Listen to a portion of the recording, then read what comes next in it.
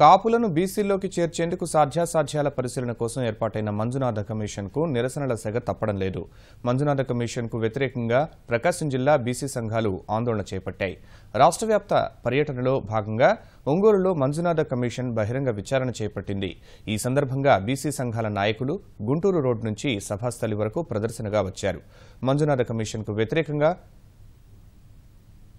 ప్లకార్డులు ప్రదర్శిస్తూ నినదించారు. అనంతరం గుంటూరు ఒంగోలు జాతీయ రహదారిపై బైఠాయించి ధర్నా చేశారు.